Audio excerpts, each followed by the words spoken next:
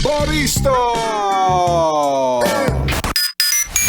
Yes, friend, yung simpleng tingin, simpleng ngiti, tawa at holding hands na nagpapakalig sa'yo sa umpisa ng relasyon na hindi na masyadong nagbibigay ng kilig sa'yo ngayon. Sa madaling salita, yes, friend, ang message ng kanta natin kaninang Make You Mine is to appreciate the importance of the little things in a relationship. Sa uulitin ko ulit ha, i-appreciate daw ang maliliit. Kahit maliit kasi yan, kayang makabuo ng bata niyan. Charot.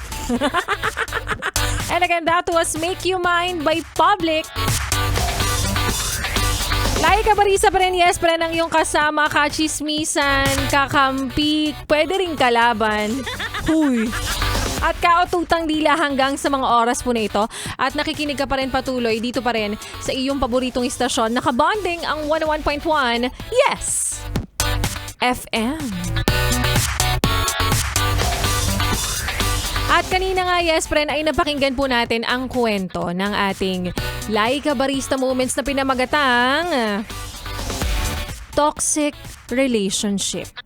Kung ikaw ba ang tatanungin, sapat ba yung salitang mahal kita o mahal mo siya para magstay ka sa relasyon na toxic na? Kasi sabi ng iba, oo naman, bakit hindi? As long as alam mong mahal nyo pa yung isa't isa dahil there's no perfect relationship naman. O, totoo naman. At lagi daw talaga may mga struggles para masukat kung kayo talaga hanggang huli. And love is not the only reason why you stay in a relationship. Pero marami rin naman nagsasabi at mas marami, syempre, ang nagsasabi ng no, of course, 'di ba? Kasi nandun na nga yung word na toxic eh. Meaning, sobrang unhealthy na nung relasyon.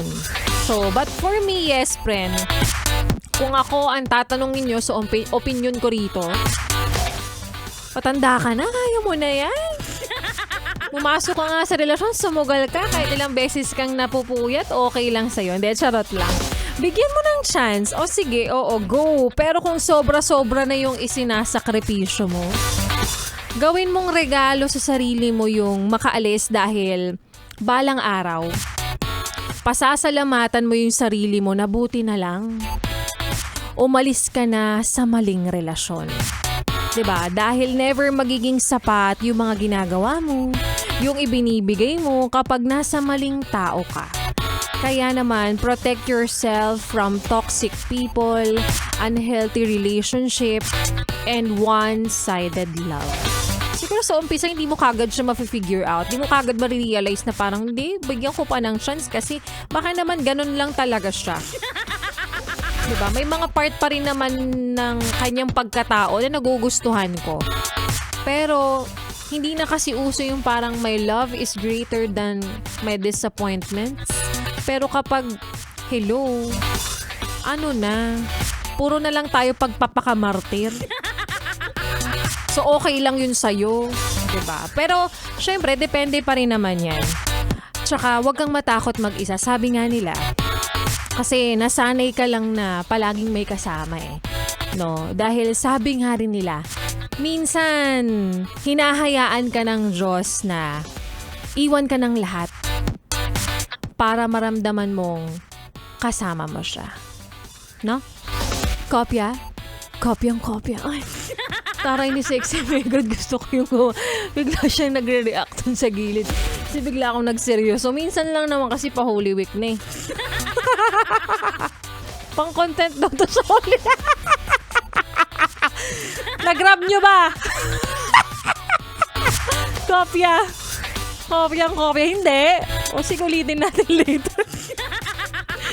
O siya, yes, friend. 3 oras na naman.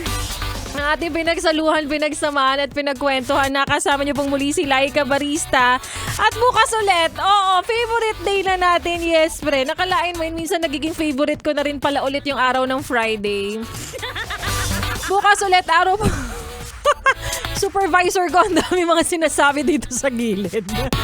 Oo, bukas ulit araw ng Friday, magsama-sama tayo, same time, same frequency, and same station. Pero syempre, hindi matatapos ang entertainment na ibibigay namin sa inyo dahil susunod na ang programa.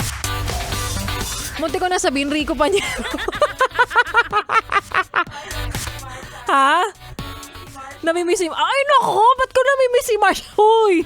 Kahit ibaon nyo pa yan sa pison, wala akong pake. Mas magiging masaya pa ang buhay ko kung mawawala siya sa mundong ibabaw. Huwag siya magpapakita sa akin, baka mamaya paglihian ko siya. Ay, nako! Kaya naman, ituloy pa natin, yes, friend. Oo, ang entertainment kasama si Ganda Wanda. 6 to 9 p.m. siya na ang bahala. 6 to 9 p.m. para sa'yo. Kasama rin ang susunod ng kanta, yes, friend. Kaya naman ituloy pa natin ang mga tugtugan. Aha, habang ikaw ay bumper to bumper ang eksena ngayon sa daan. Oo, kaya naman heto na. Ang kantang para sa'yo na may nililigawan, tapos meron ka pang pinopormahan on the side. Ay, salawahan yan. Kung ayaw mong makarma, itigil mo yan dahil gaya ng title ng susunod nating kanta. Isa yang malaking dilemma. Kaya naman here's Dilemma by Nelly. Dito pa rin sa 101.1. Yes! FM.